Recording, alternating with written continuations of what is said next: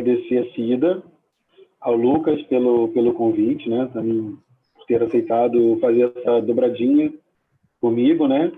Falar sobre um tema, talvez seja um tema comum para a minha área da geografia, a área do Lucas, na área de agronomia, mas é um tema que se aproxima bastante do ponto de vista imaterial e material, porque a gente vive num território, né? A gente vive em uma matriz social física também, né? Então, a minha contribuição é para que a gente pense junto, para a gente pensar junto a importância da agroecologia, da educação do campo, a partir dos territórios. Como é que a gente compreende os territórios enquanto uma categoria de análise que vai formular política, que vai desenvolver uma política, que vai pensar estratégias de governo, que vai pensar a concepção da escola, a escola que está lá no meio rural. Nesse momento difícil que a gente está vivenciando, né? Um momento bastante complicado, né? De mais recluso para determinadas pessoas, outras têm que se deslocar para o seu trabalho, e a gente está passando por um problema desse coletivamente, né?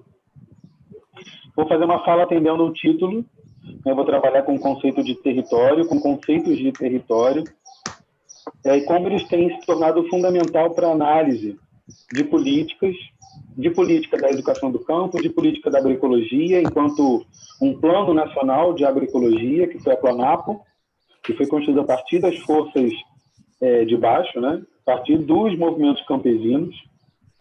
Também fala da política de educação do campo, que a gente já chega há quase 30 anos, de uma política também construída pelos de baixo, ou seja, partindo da base territorial, e como a leitura territorial ajuda a gente a compreender, em parte, a realidade. Ou seja, quando a gente utiliza a categoria analítica, o conceito de território, como a gente consegue compreender o território, compreender a realidade a partir do território. Ajuda também a compreender o papel da agroecologia na construção política. Então, aquilo que eu chamei a atenção lá dos anos 90, ou seja, de movimentos de educadores, de áreas de reforma agrária e, posteriormente, de comunidades quilombolas, como elas vão se materializar a partir da sua base, da sua relação com os territórios, e como é que a gente vai projetar, então, múltiplos territórios, para além de um território linear, absoluto, como a gente entende na escola. Quando a gente chega na escola, do sexto ao nono, ou nos anos iniciais, né, do primeiro ao quinto, a gente tem uma base, um mapa do território brasileiro, um mapa do território do estado do Rio de Janeiro, do estado do Rio Grande do Sul. A gente tem uma base de delimitação de governabilidade, de governança, baseada numa concepção de território fixo, de um território, então, desenhado, onde ali vivem pessoas, instituições, produção da vida material. Então, a nossa primeira concepção de território ela é baseada no espaço, na relação espacial. Portanto, o território ele é parte das relações de poder que imprimem a produção de espaços. Então, quando a gente fala de educação do campo, a gente está falando de construção de um espaço da educação do campo. Quando a gente fala de agroecologia, a gente está falando da construção do espaço da agroecologia enquanto política, que vai se materializar nos territórios, seja eles da reforma agrária, sejam eles das áreas quilombolas, dos pequenos agricultores. Mas o que é importante a gente pensar é que o território é uma construção, que ele é um processo de disputa permanente, ou seja, o território está sempre em disputa, e ele não é um território dado, ele não é um território absoluto. Tá? Aí eu fiz uma apresentação para vocês, e aí já compartilhei com a Cida, depois a Cida pode enviar para vocês, tá bom? Eu vou compartilhar minha tela aqui.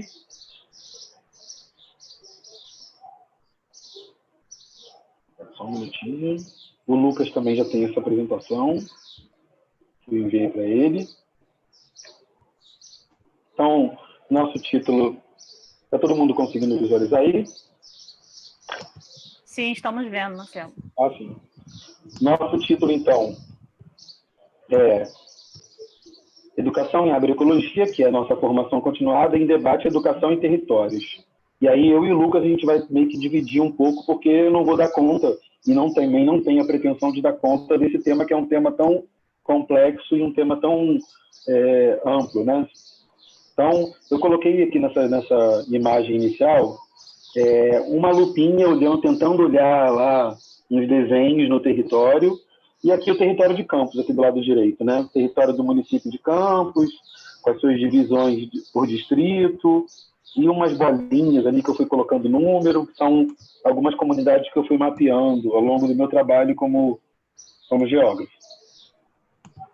Bom, o mundo, eu abro então a nossa tarde de hoje fazendo uma reflexão a partir do José Martí. O mundo ele tem dois campos, em que os que aborrecem a liberdade porque só querem para si estão em um. E os que amam a liberdade, eles querem para todos que estão em outro. Então, para a gente pensar o que esses territórios eles vão projetar.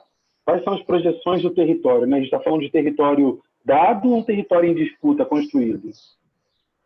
Então, eu trouxe aqui para vocês entenderem que a gente está falando de territórios, mas na periferia do mundo, na periferia mundial. E eles carregam características que são características da construção de um processo colonial, colonizador, ocidental, tá?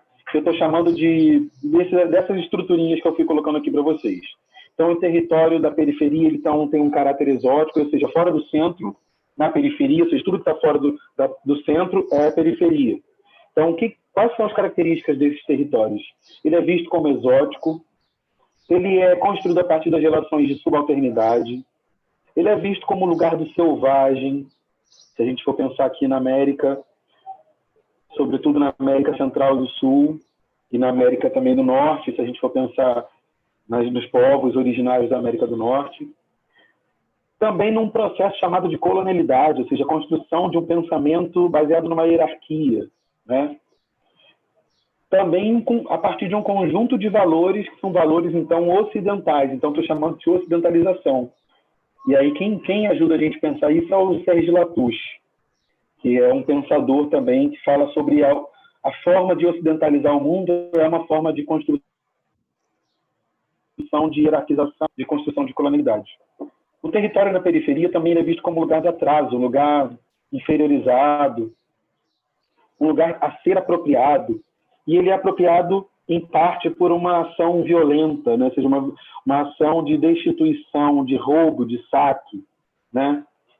Baseado numa relação de poder e uma concepção, uma ideia de que há algo superior a algo inferior, né? Então, expõe, dentro desse sistema que a gente vive, que é o sistema capitalista, no mundo, ele tem efeitos que são efeitos de marginalização, de precarização, de subalternização.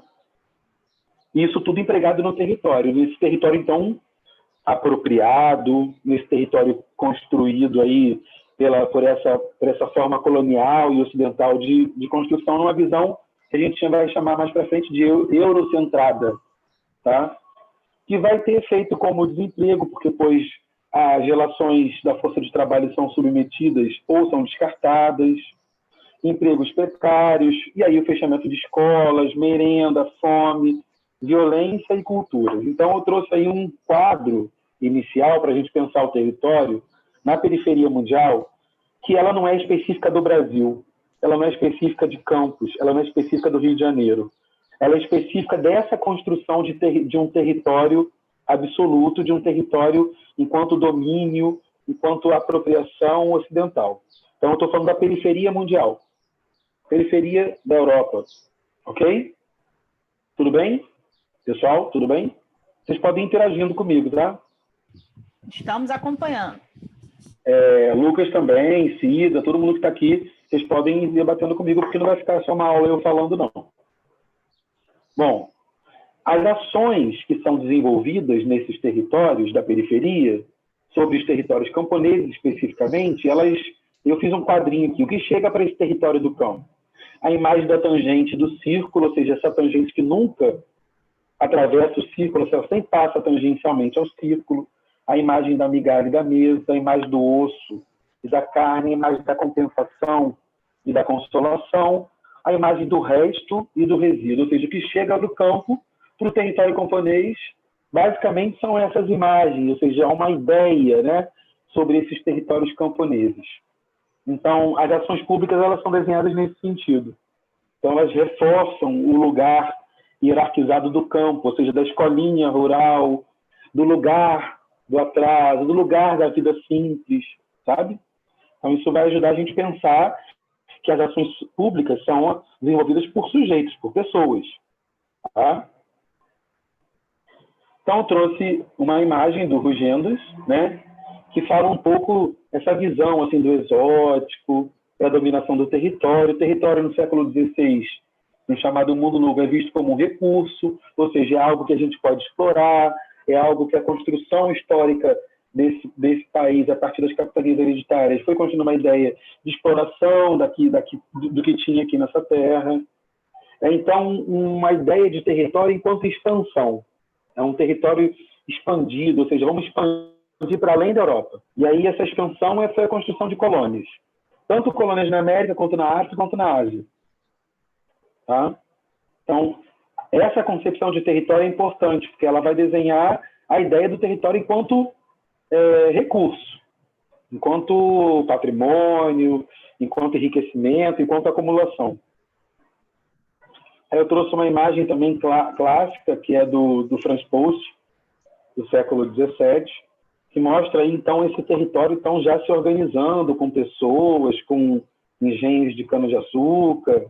Ah, então, essa é uma imagem, uma pintura que retrata essa ideia do território enquanto exploração da agricultura, ou seja, o território camponês como lugar da produção agrícola, ok? Outra imagem para a gente visualizar, essa imagem também, que é uma imagem bastante significativa da chegada também dos europeus aqui, né, e a população que vivia no litoral, as populações indígenas, povos originários. Então, uma ideia de alguém chegando, né, assim, a ideia da claridade, das pessoas com outros costumes, outros hábitos, os ocidentais chegando no mundo exótico, no novo mundo. Isso foi baseado bastante numa relação do território enquanto uma concepção de rede, chamada expansão mercantilista, onde a Europa era o epicentro, ou seja, era o centro difusor das técnicas de expropriação e de dominação do território. E aí eu trouxe uma imagem das grandes redes de navegação, que foi no período mercantil, no período de exploração do território. Então, a Europa se lança, né, tanto para as Américas, quanto para o continente africano, quanto para o Oriente Médio e Ásia, né, no sentido de exploração mesmo daquilo que essas civilizações, esses reinos, essas sociedades viviam a partir da sua lógica de organização diferentemente da Europa. Então, esse período é um período importante para entender o território enquanto expansão. Então, a Europa se expandindo, né? A península europeia se expandindo, né? O território ele ganha uma outra dimensão, que é uma dimensão da luta. Ele, assim, já no século iluminado, né, no período do iluminismo, o território ele começa a ser disputado por determinados grupos sociais.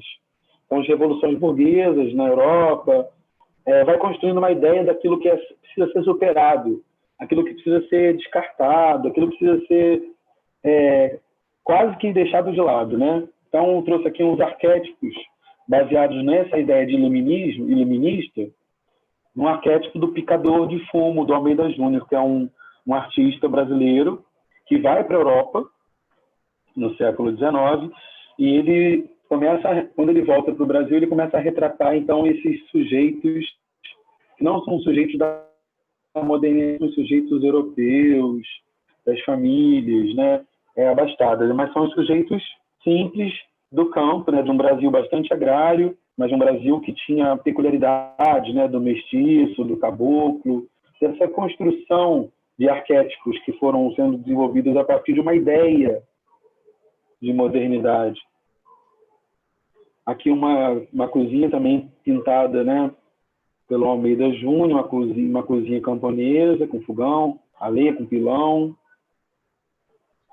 a partir de uma concepção de um projeto de embranquecimento. Aí tem uma obra importante, que é do Modesto Brocos, e ele fala, e essa imagem, a senhora negra está com as mãos para o céu, então a vida é tão difícil, ainda bem que essa criança só nasceu mais clara, né?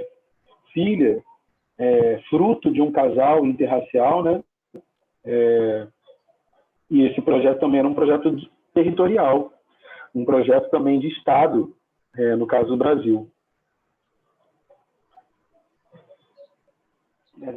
Tudo bem? Estou indo muito rápido, estou lento, como é que está? Tá tranquilo. Tá tranquilo? Beleza. Vão escrevendo aí no chat, tá, gente?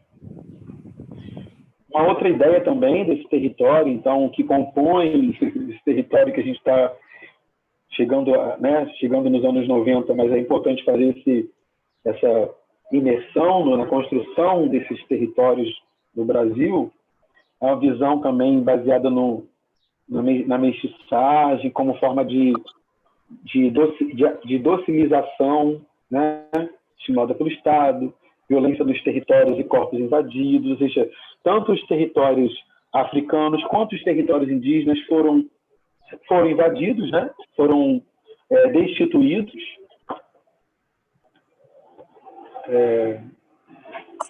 nessa construção de uma concepção de um território a ser explorado, assim como os corpos foram explorados, também os territórios de subsistência, de sobrevivência também foram explorados, né? Foram destituídos, foram desterritorializados, que é o que a gente vai ver mais para frente.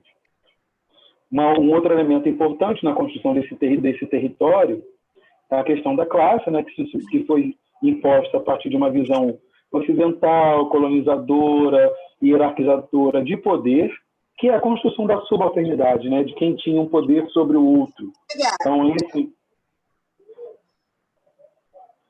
esse elemento ele vai ser um elemento importante na construção de territórios segregados mais para frente, né? Ou seja, segregados, ora, por uma ação diretamente do Estado ou de própria autossegregação, né? Quando a gente for pensar nas comunidades, né? Como é que elas vão saindo desse domínio, desse exercício de poder violento, né, do Estado brasileiro. Então, a construção da subalternidade baseado na questão de classe e uma questão fundante, que é a questão racial, né? E aí essa obra do Debré é uma obra clássica, né? Ela sai em todos os livros de história, de geografia, para entender um pouco esse mundo que a gente vive hoje. A gente precisa olhar para o passado e entender que elementos eles se tornam constitutivos daquilo que a gente está disputando e construindo hoje, né? Então, por isso a importância da gente de estudo, da gente estar estudando nesse período difícil, e aí eu ressalto que um período também de estudo, de aprofundamento, principalmente da gente estar conseguindo disputar ideias, disputar territórios a partir de concepções. O território hierarquizado hegemônico, então, é um território que cria a ideia entre superior e inferior, e aí eu trouxe uma imagem da visão modernizada, né, do campo, né, uma visão do caipira mais recente, mais atual, da década de 60 para cá, né, da década de 70 para cá, numa visão de um campo moderno, de um campo baseado em implementos de novas técnicas, de novos insumos, que vai criar essa ideia de um campo mais embranquecido, né, de um chamado agroboy ou agrogirl, né? Então, esse território também hierarquizado, né? Ou seja, aqueles que pertencem ao trabalho do campo e são projetados como modelo de desenvolvimento, e aqueles que não, que são descartados pelo sistema, né? Pelo sistema capitalista, sobretudo em relação à inovação técnica, e que estão o tempo todo sendo ameaçados em seus territórios. E aí a gente pode pensar em povos indígenas, povos quilombolas, pequenos agricultores que são a todo tempo disputados também, né? A partir de uma visão homogeneizante do agronegócio. Mas depois dessa concepção, depois dessa ideia de construção do país na periferia, né? Seja o Brasil, seja a Bolívia, o Paraguai, a Argentina, a gente pode fazer uma pergunta, né? Mas o que é território, Marcelo? Então, para o Rafestin, que é um importante geógrafo francês, Rafestin, ele Ele faz uma... Ele lecionou, na verdade ele nasceu na Argélia. Ele é filho de franceses, mas na colônia africana da Argélia. O Rafestan, ele vai falar que o território é um espaço político, é um campo de ação, ou seja, humana, né? E de poder, palco de relações sociais. Aí ele vai trazer uma primeira definição do território. Então, se é um espaço político, ele é uma construção, né? A partir das relações de ação, de poder e palco, ou seja, chão de relações sociais. Relações de trabalho, relações políticas, relações com a natureza, ok? Outra definição importante é dizer que o território é um compartimento do espaço como fruto de sua diversificação e organização. Ele tem duas funções principais. Uma de servir de abrigo, ou seja, é o chão, é o lugar de moradia, né? E servir como trampolim para oportunidades. A gente vai pensar o território como recurso. Uma outra definição. Outra definição é segurança e oportunidade requerem uma organização interna do território, bem como relações externas, tanto de poder quanto de dominação. Assim, o território assume distintos significados para diferentes sociedades e ou grupos sociais dominantes. Entre os dominantes e os dominados, o território vai ter um outro sentido, né? Então, se a gente for pensar nos empobrecidos do campo e num campo baseado nas relações de produção de mercado, você vai ter uma classe média camponesa, uma classe rica do campo, que são os latifundiários, são os que vão desenvolver o campo numa perspectiva ligada à chamada produção de commodities, no setor financeiro, baseado no setor financeiro. Eu botei assim uma outra pergunta, né? O que é território? Ele é visto pela maioria das pessoas como um espaço absoluto. Território, assim, de imediato, que a gente aprende na escola, ela é uma área, uma superfície, é uma terra, ou seja, o território de campos é isso aqui. Isso é uma visão bastante conservadora. Ela é uma visão conservadora porque ela diz que como se o território ele fosse algo acabado, como se fosse algo já estabelecido e pré-definido. E aí a gente vai discutir, a gente vai aprender que o território também é disputado no sentido de movimento, que vai construir novas territorialidades. E aí, por que eu estou chamando a atenção das territorialidades? Porque a educação do campo, a agroecologia, ela vai projetar disputas e ela vai projetar territórios. E se ela disputa territórios, e se ela projeta política de educação e política agroecológica, seja uma matriz agroecológica, ela também se circunscreve naquilo que a gente vai chamar de um exercício permanente, ou seja, que esse território, mesmo que numa visão conservadora ele seja acabado, definido, há um processo contínuo de ações, que o Milton vai dizer mais para frente, que está aqui nesse terceiro quadrinho aqui. Vou até botar aqui a caneta aqui.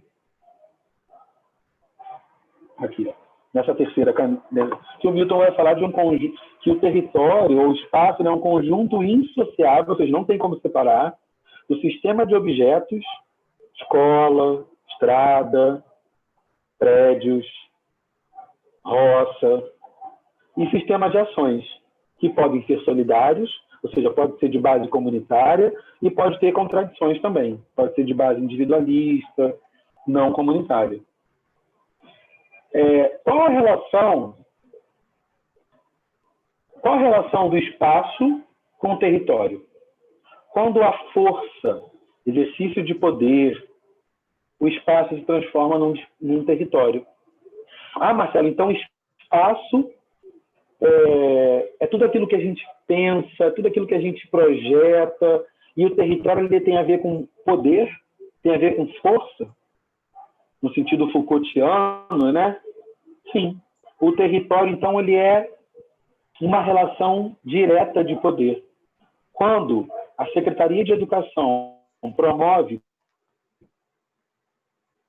cursos de educação,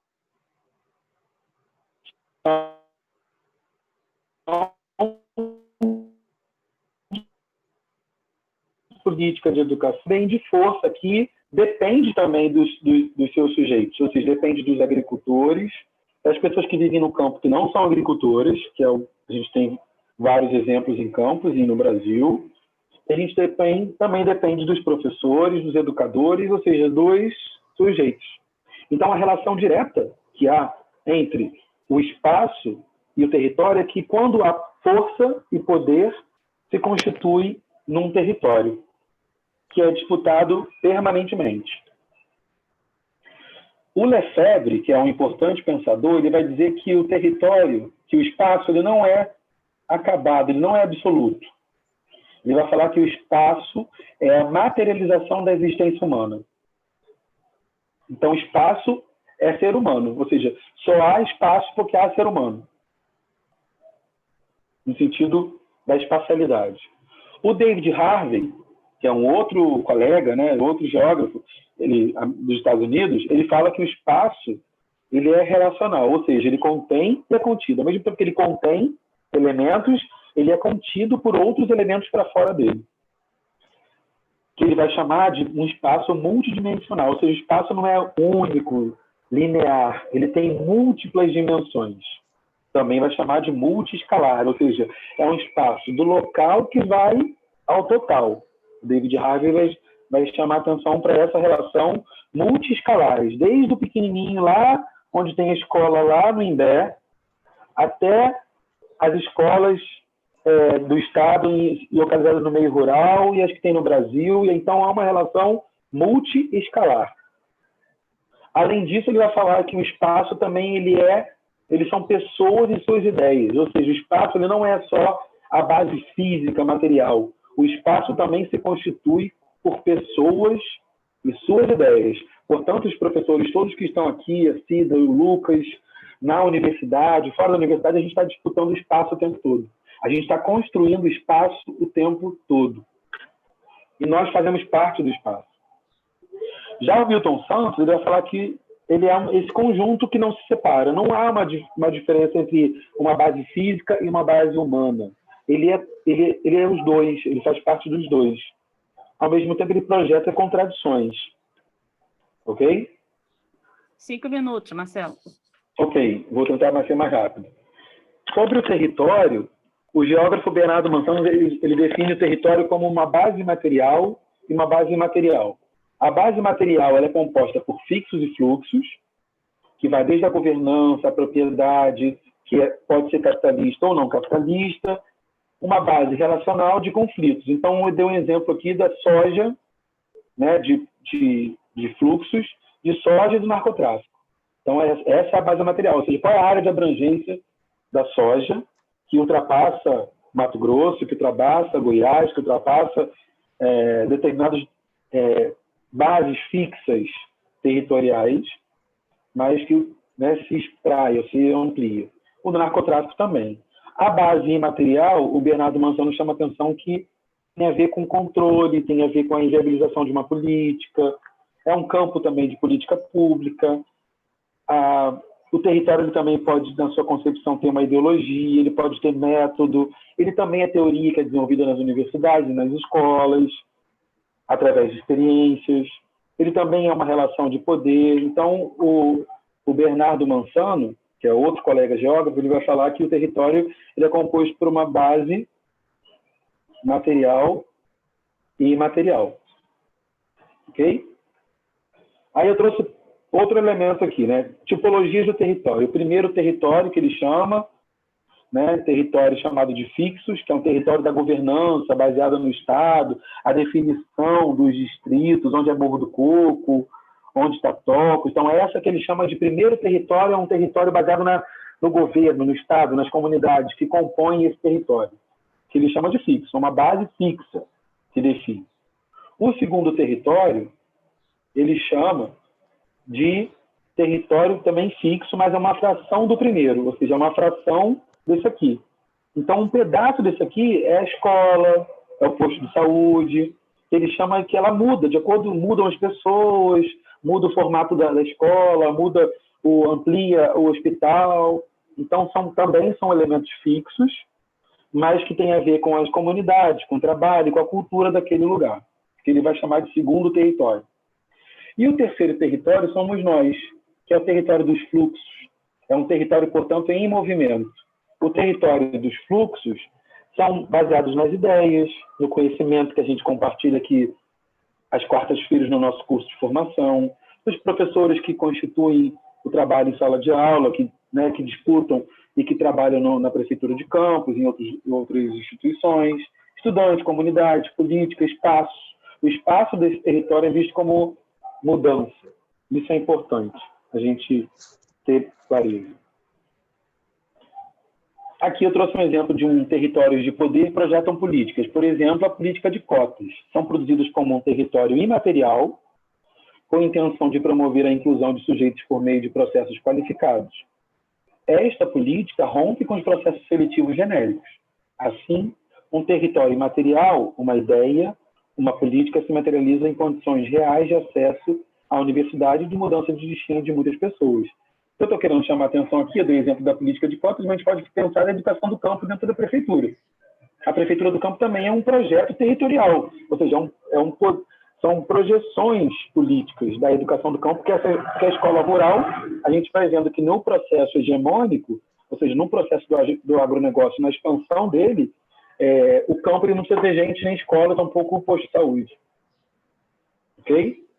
O território tradicional, ele é um território alienado e alienante pelos grupos, pelas corporações e também mídias corporativas, porque propõe um modelo que os expropria, numa visão produtivista, as pessoas são vistas como recurso, é um processo também excludente, desigual, e ela vai se acirrar na década de 90 com os processos de expansão e concentração da terra. Basicamente, pela expansão da produção de commodities. E aí, quando eu falo commodities, estou falando do eucalipto, eu estou falando da soja, da cana, do milho, ok?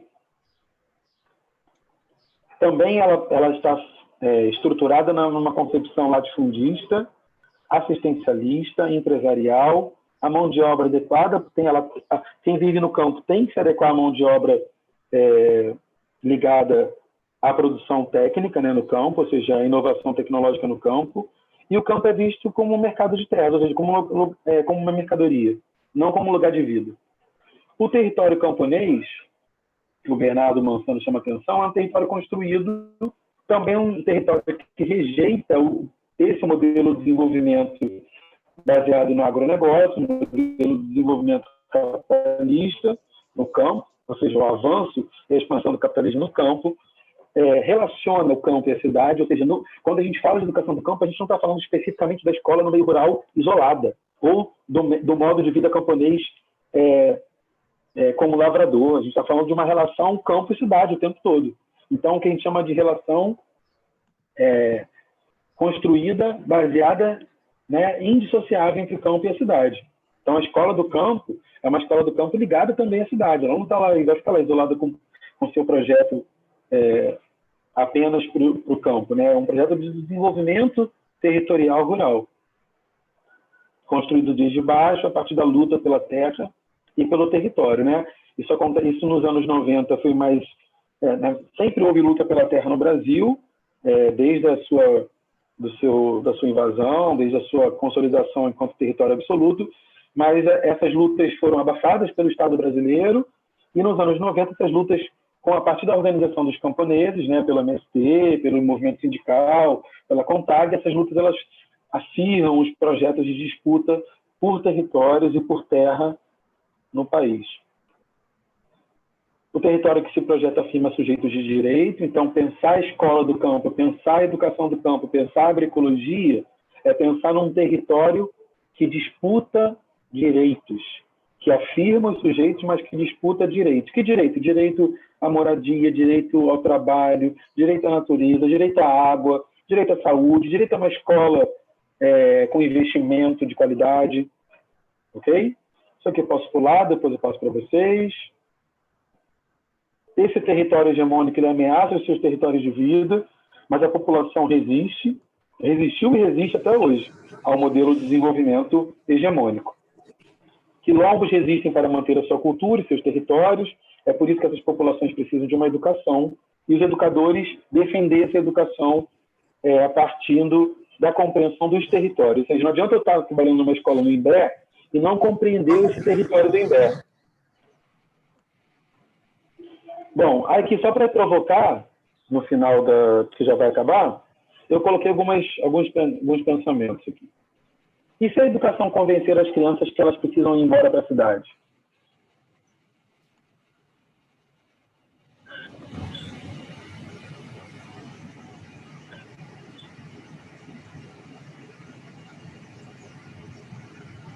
E a professora que conhece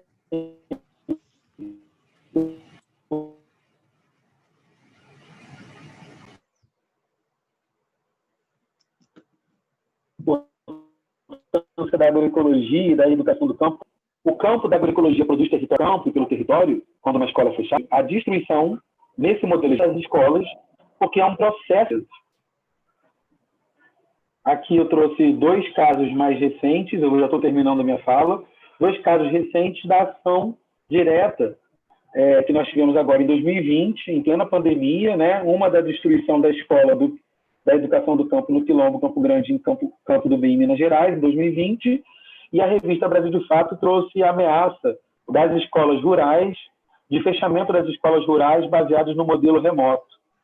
Né? Então, isso no sul da Bahia. Né? Então, isso virou uma matéria do Brasil de Fato, em 2020, no período de pandemia, quais são as primeiras ameaças que acontecem em relação ao campo. Aquele lugar que a gente viu lá no início, do lugar do resíduo, do lugar do atraso, do lugar do não investimento. E aí, fechando, sem agroecologia e educação do campo como território para o desenvolvimento rural territorial, predomina a concepção individualista e derrotista do campo como derrota. Um campo sem gente, sem escola, sem educador, um campo estéril. Obrigado. Vamos para conversar um pouco com o Lucas. Obrigado, gente.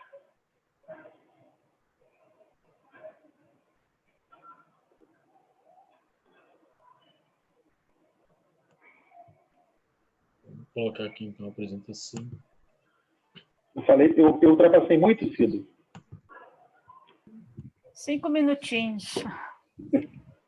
Mas acho que deu para passar tudo quase, né? Sim, sim. Todos vendo aí? Sim. Sim, a gente está vendo. Tá certo, então.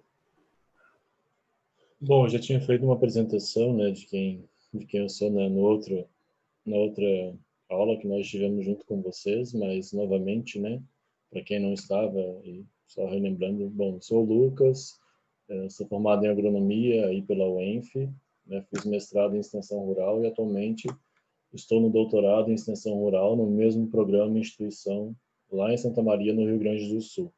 Falo lá porque, em virtude da pandemia, eu estou na casa dos meus pais atualmente aqui em Rio das Ostras.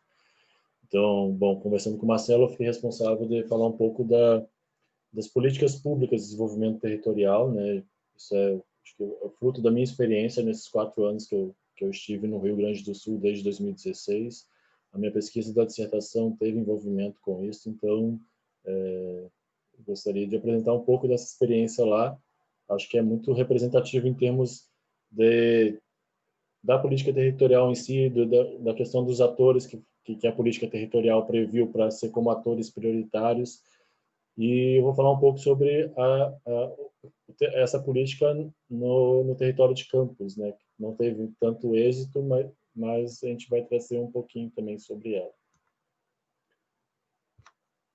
Então, iniciando, né, o aspecto fundamental da abordagem territorial, né, que constituiu na abordagem territorial do desenvolvimento rural, que constituiu as políticas públicas com esse enfoque, né, foi a tentativa de consolidar a democracia, construir uma nova cultura política no meio rural e aumentar a autonomia de agricultores familiares assentados da reforma agrária e povos e populações tradicionais. Então, desde 2013, o governo brasileiro ele passou a adotar esse recorte territorial, né, como locus de implementação e articulação das políticas públicas destinadas ao meio rural, com o intuito de promover o protagonismo desses atores, né, para a construção da governança do desenvolvimento de seus territórios e potencializar os resultados e os impactos das políticas públicas. Então, quando a gente fala de política pública de desenvolvimento territorial, né, a gente tem o Programa Nacional de Desenvolvimento Sustentável de Territórios Rurais, o PRONAT, e o Programa Territórios da Cidadania como as principais políticas públicas com esse enfoque. Então, a política pública, né, o PRONAT, tanto o PRONAT como o Territórios da Cidadania, eles tiveram como antecedente, né, a política territorial, o Programa Nacional de Fortalecimento da Agricultura Familiar, o PRONAF, né, que foi instituído em 96, 20 anos antes, quando a lei, né, que decretou que de fato é a agricultura familiar foi implementada no Brasil, né? Somente em 2006 que a gente passa a ter um conceito legal do que é a agricultura familiar. Então o Pronaf ele é considerado um divisor de águas, né? E ele teve a sua influência, né, muito vinculada primeiro às reivindicações que estavam se dando, né, no período de redemocratização do nosso país, né, reivindicações dos trabalhadores rurais na década de 80 e 90, e também visava constituir uma identidade do que é agricultor familiar, né? Não somente vinculado àquela ideia de pequenos agricultores. O Pronaf ele foi dividido em 3 modalidades: uma para crédito, uma para capacitação de agricultores familiares e a terceira de infraestrutura e serviços. É essa modalidade de infraestrutura e serviços que, com suas institucionalidades, que deu origem à política territorial no Brasil. As 2 primeiras eram vistas mais para aquele grupo mais, digamos, mais avançado, mais moderno da agricultura familiar, né? E essa última era vista ou pensada para aquele grupo com mais dificuldades no meio rural, né? Como agricultura, como assentados da reforma agrária, principalmente comunidades e povos tradicionais. Então, a abordagem territorial, bom, primeiro constituiu essa institucionalidade do PRONAF, né, do PRONAF Infraestrutura e Serviços, depois eles viram que se dava no município, na escala municipal, e eles viram que essa escala não era suficiente.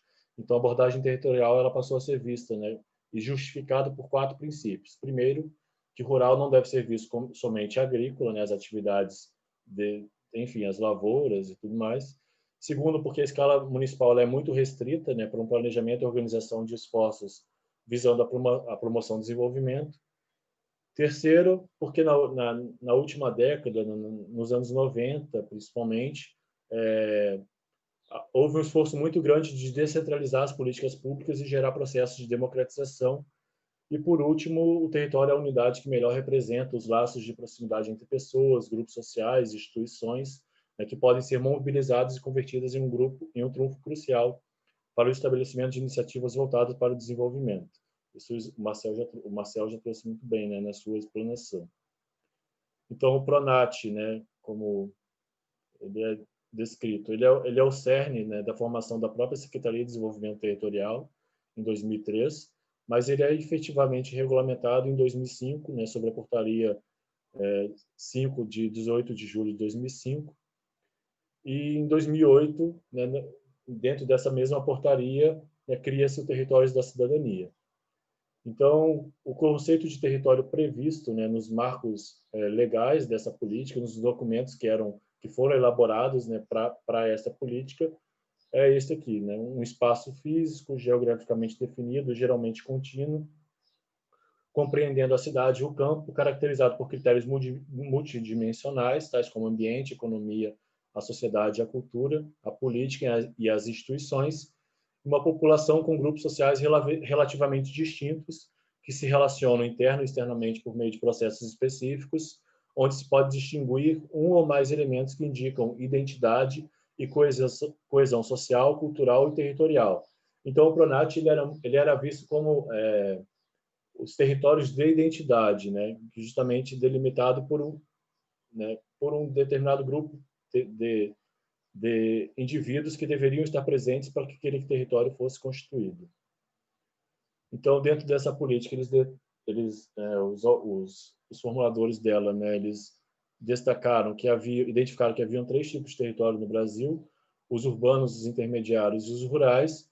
E para os territórios rurais em específico, né, para eles serem selecionados, eles tinham que apresentar essas características: ter 80 habitantes por quilômetro quadrado entre os municípios, né, uma média dos municípios, uma população média de até 50 mil habitantes. Então, nesse sentido, né, esses autores eles identificaram 450 aglomerados municipais no Brasil com características rurais, 80 com características intermediárias e 20 com perfil essencialmente urbano. Então, para serem selecionados esses territórios, eram estabelecidos alguns critérios, né? Os principais: a concentração de agricultores familiares, concentração de famílias assentadas por programas de reforma agrária, concentração de famílias de trabalhadores rurais sem terra, mobilizados ou não. Então, criou-se uma institucionalidade, né, do colegiado territorial.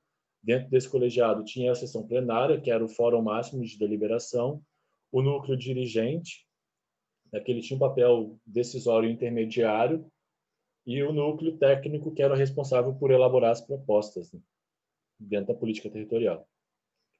Então, a gente tem o território de campos, né, como vocês podem ver, observar, em detrimento das características do território rural, ele foi configurado dentro da política de territórios da cidadania, né, porque ele não atendia os critérios de população. Só o município de Campos, né, tem cerca aí de 500 mil habitantes.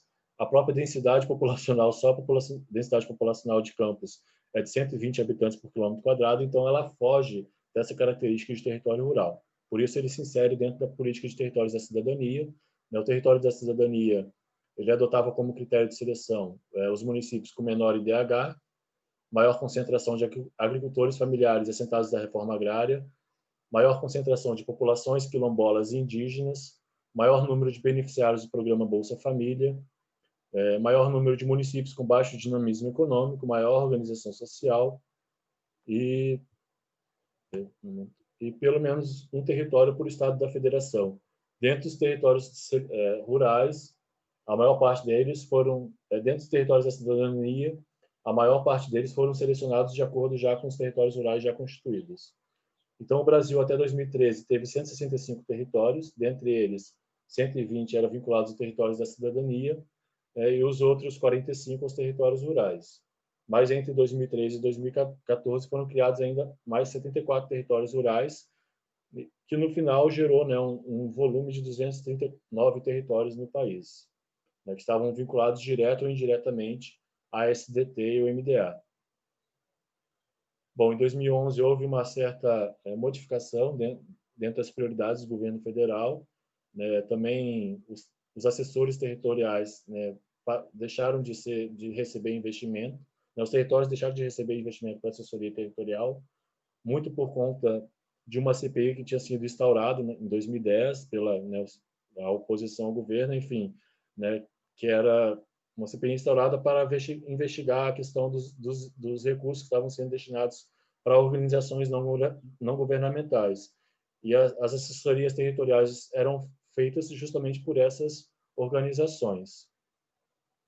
E por isso o governo passou a adotar o programa, né, Brasil Semizero como uma política, né, de enfoque territorial.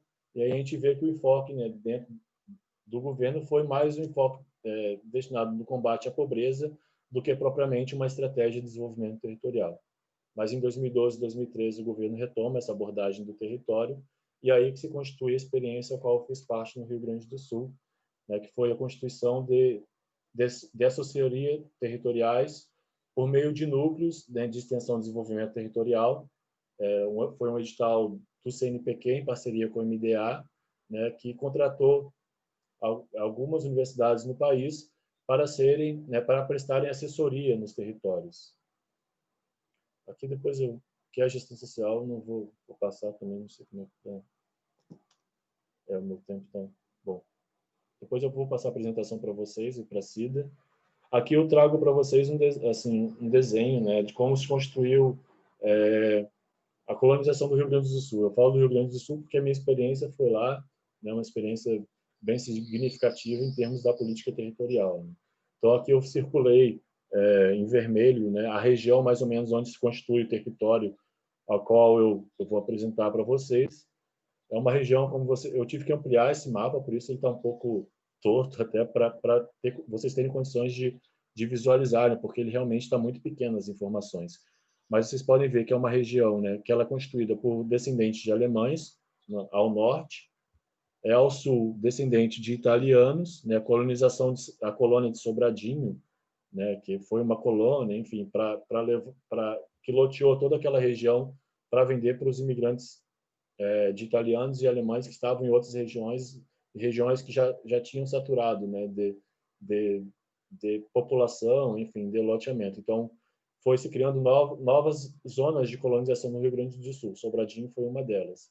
E essa região também foi constituída como, né, uma zona de povoamento misto, né, que aí aqui inclui indígena, afrodescendentes, né, que hoje chamamos de quilombola, enfim, e até mesmo nacionais que não se enquadram nessa categoria de descendentes de italiano e alemão. É aquilo que o Marcelo falou, né, o projeto de branqueamento, né, isso está muito presente nessa situação em que, bom, o povo negro, né, os indígenas eram vistos como sinônimo de atraso, e aí por isso teve um processo de colonização europeia justamente para trazer essa ideia de população mais desenvolvida, né? Aqui está o território Centro-Serra, né, composto por 12 municípios. O principal deles é Sobradinho, mas tem Arroio do Tigre, Estrela Velha, Segredo, Passa Sete. Bom, depois eu apresento para vocês, só para mostrar mesmo o território. Todo o território ele tem 80 mil habitantes, só para vocês terem uma ideia, que isso aí, digamos, é 1/6, né, da população de Campos. Aqui um pouco da experiência do próprio NEDET, né, para os territórios que tinham, que se constituíssem comitês de povos e comunidades tradicionais, comitê de mulheres, comitê de jovens, esses territórios eles recebiam maior aporte, né, maior recurso por conta da constituição desses comitês. Foi uma estratégia até do governo federal, inclusive toda a política ela foi, digamos, moldada no modelo top-down, né? Na análise de política pública a gente tem 2 modelos, top-down e bottom-up. Top-down é de cima para baixo, né?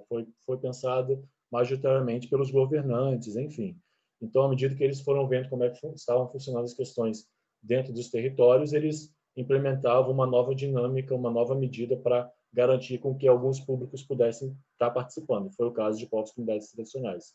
Então, isso, bom, em Campos, por exemplo, a gente não teve a constituição desse comitê de povos e comunidades tradicionais, por exemplo, apesar de ter comunidades quilombolas no município, né? Foi também nesse período da constituição do NEDET, né, a equipe lá de Santa Maria que passou a assessorar esse território, que a gente conseguiu também fazer com que as comunidades tradicionais pudessem estar presentes no núcleo técnico e no núcleo dirigente do território, algo que não acontecia anteriormente com as outras assessorias.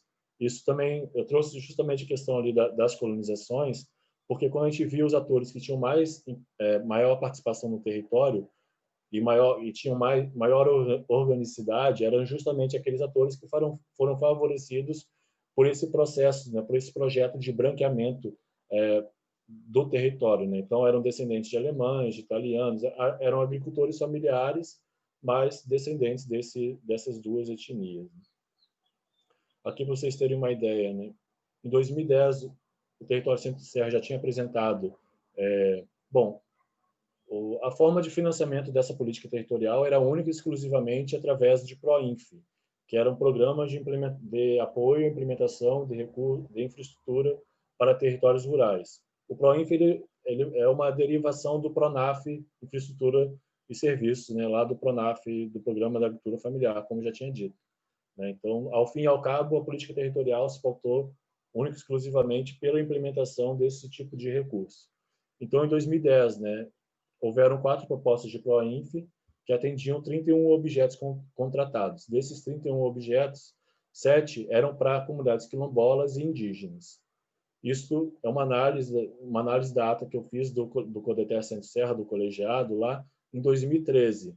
Então, em 2013, era essa a configuração dos recursos que eram previstos para comunidades quilombolas desde 2010. E foram os únicos recursos que foram previstos para essas comunidades, diga-se de passagem. Então, em 2013, desses 31 objetos, 13 somente não tinham sido excluídos e 3 eram para comunidades, para grupos vulneráveis. Desses 3, 2 eram para comunidades quilombolas. E aí, aqui do lado, eu fiz um gráfico para justificar qual era a justificativa, né, para que esse recurso não fosse operacionalizados. Falta de documentação era uma exigência da política territorial, que os públicos tivessem o título da posse da sua terra. Para a comunidade quilombola isso não é uma realidade, para os indígenas também não é uma realidade, que a gente vê que o avanço das fronteiras agrícolas justamente impactam esses públicos, né, de conseguirem ter o seu documento de posse da terra. Inclusive, a comunidade quilombola que eu fiz a minha pesquisa de campo, ela vivia essa realidade, que até hoje ela não tem a titularidade das suas terras.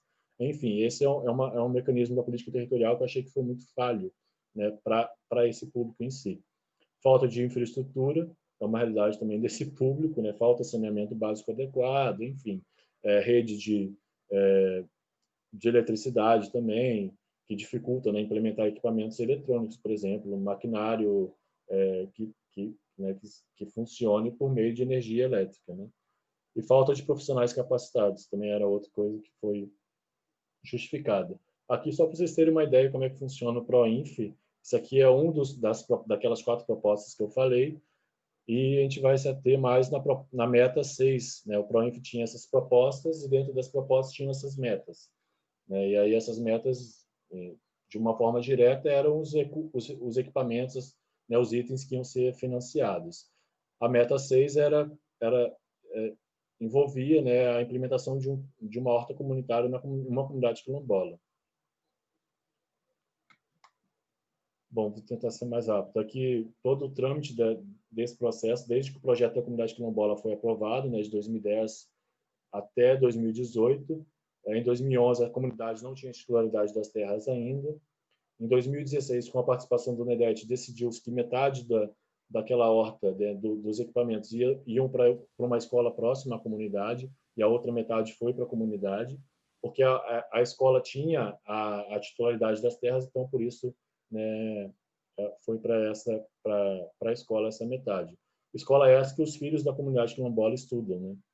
Bom, esse material, apesar disso ter sido decidido em maio de 2016, o material só foi levado para a comunidade em 2016, em novembro de 2016. Em fevereiro de 2017 não tinha uma definição onde ia ser a horta ainda, e quando a gente conseguiu, né, tirar um dia para ir lá para montar a horta, a estufa, né, em 2018, a gente constatou que os postes que davam sustentação estavam podres. E aí somente, né, aí tivemos uma articulação com a Secretaria Municipal para a Secretaria Municipal de Agricultura comprar aqueles equipamentos que estavam com danificação. E aí somente em 2019 que a comunidade passou a usufruir dessa estufa, né? Isso também não envolveu todos os atores da comunidade. Isso demonstra que a política ela estava muito mais voltada para o público da agricultura familiar. A comunidade ela não percebeu aquele recurso como sendo, né, viável, né, para a sua realidade. Não foi também sequer a comunidade que propôs o recurso, foi a Emater do município na época, em 2010. Então havia essa dificuldade de saber, bom, quem é o pai ou a mãe da criança, né? Quem propôs o projeto. Então foi a Emater, não foi a comunidade em si, e a própria Emater depois a nova equipe meio que, né, fez que não era com eles essa questão. Aqui então trazendo o território de Campos, né? Infelizmente Campos, em termos dessa questão da política territorial, não foi tão exitosa, mesmo, né, que a política territorial lá no Rio Grande do Sul ela tenha demonstrado a priorização de alguns grupos, né? Para a agricultura familiar ela foi excelente. Agora, para comunidades quilombolas, se não fosse a participação do NEDET, talvez os recursos não tivessem chegado até hoje lá na comunidade. Mas, enfim, em Campos a gente teve, pelo que eu pude observar no portal ali do sistema de projetos, para trazer para vocês, somente uma proposta foi feita de PROINF, que eram 4 metas previstas, né? Inclusive a construção de um centro de comercialização e disseminação de práticas agroecológicas. Toda essa proposta ela foi aprovada em 2015, mas em 2016, com o impeachment da presidenta Dilma, com a extinção do MDA, esse recurso foi cancelado, não foi operacionalizado ao fim e ao cabo. Então, por isso que, ainda assim, essa política em Campos ela não foi tão exitosa, né? Como o Marcelo apresentou, o território norte-fluminense é dividido, né, em 2 partes, né? A mesorregião, que abrange o município de Campos, a micro-região, na verdade, e a outra que vai aqui, Campos com divisa com Quissamã, né? É uma micro-região, para quem não sabia, e a outra região onde, né, tem Macaé como a cidade de referência, né? Que envolve Macaé, Carapebus, Quissamã e Conceição de Macabu. Então, o território norte-fluminense ele é muito extenso. Bom, eu acho que... Deixa eu... Então, assim, para finalizar, né, a gente vê um equívoco dessa política territorial. Primeiro, um equívoco com relação à seletividade, de pensar, né, que o setor da agricultura familiar, somente com esse tipo de recurso, já estava sendo beneficiado, né, em detrimento do setor patronal da agricultura comercial. Segundo, né, de pensar o rural, né, que os recursos que são destinados para o meio rural quase sempre são recursos que não são produzidos ali naquela região, né, são recursos destinados para o serviço público, enfim.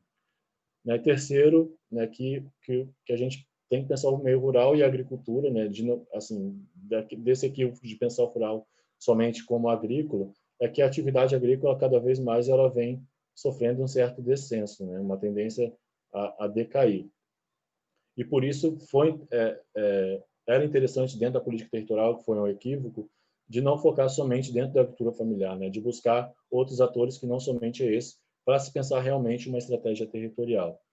No Brasil, infelizmente, na Argentina, nos países emergentes, a gente ainda tem uma dificuldade de pensar estratégias de novos mercados, né, de pensar o território, né, como produto de biodiversidade, de valorizar os atributos culturais, as novas formas de produção de energia, inclusive para o município de Campos, né, cuja a maior fonte econômica é o petróleo, pagamentos por serviços ambientais. Então, essas estratégias poderiam estar sendo pensadas dentro desse arcabouço da política territorial, mas que ela também não, ela foi bem deficitária nesse sentido.